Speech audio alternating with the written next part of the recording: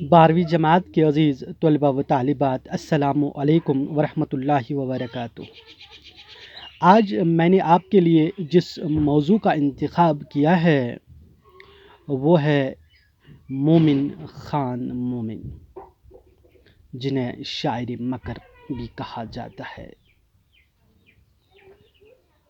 میرے پیارے بچوں، مومن خان مومن کا جو نام تھا وہ تھا محمد مومن خان، اور تخلص مومن اختیار کرتے تھے، اور اپنی شاعری میں جو تخلص اختیار کرتے تھے، استعمال کرتے تھے، وہ مومن ہی کرتے تھے۔ کیوں سنے عرض مضطر اے مومن، کیوں سنے عرض مضطر اے مومن، صنم آخر خدا نہیں ہوتا۔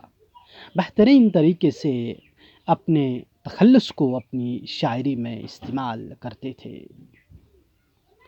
تو میرے پیارے بچوں، حکیم مومن خان مومن 1215 ہجری میں یعنی 1800 عیسوی میں دہلی میں پیدا ہوئے۔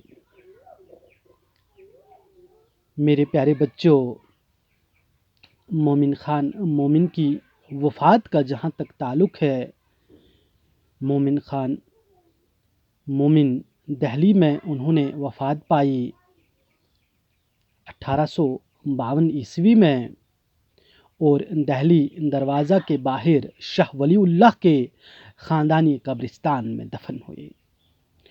یاد رکھنا، اور شاہ ولی اللہ کے خاندانی قبرستان میں دفن ہوئے۔ مومن خان مومن کی موت کا جہاں تک تعلق ہے، مومن خان مومن کی موت کوٹھے سے گرنے کی وجہ سے ہوئی تھی۔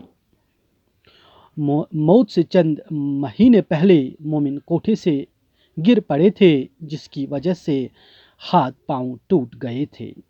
اس حادثے کی تاریخ کہیں جو آخر کار موت کی تاریخ بھی ثابت ہوئی، اور یہ ان کے مزار پر کندہ ہے۔ دست و بازو و بشکست، ہاتھ پاؤں ٹوٹ گئے۔ مومن خان مومن کے والد صاحب کا نام غلام نبی خان تھا، اور ان کے والد صاحب کا جو پیشہ تھا وہ طبابت کرتے تھے، طبیب تھے۔ حکیم غلام نبی خان کے مرشد شاہ عبدالعزیز نے، میں پھر سے دہراؤں گا، حکیم غلام نبی خان کے مرشد شاہ عبدالعزیز نے مومن کی پیدائش پر کان میں اذان دی تھی اور مومن نام تجویز کیا تھا۔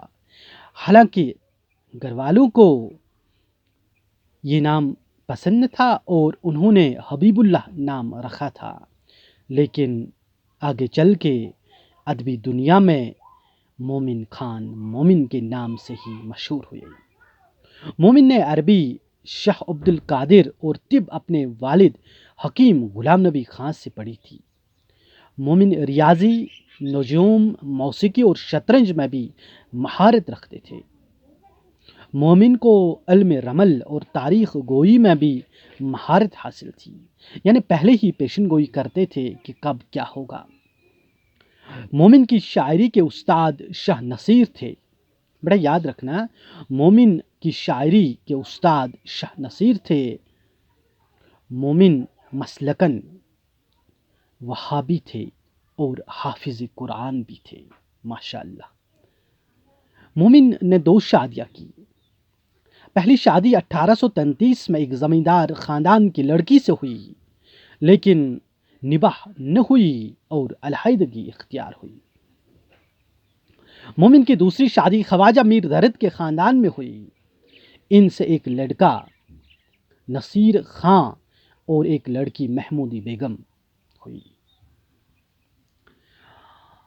میرے پیارے بچوں، مومن کی معشوقہ کا نام ام فاطمہ تھا، اور جن کا تخلص حجاب تھا، یعنی وہ بھی ایک شاعرہ تھی اور حجاب تخلص کرتی تھی۔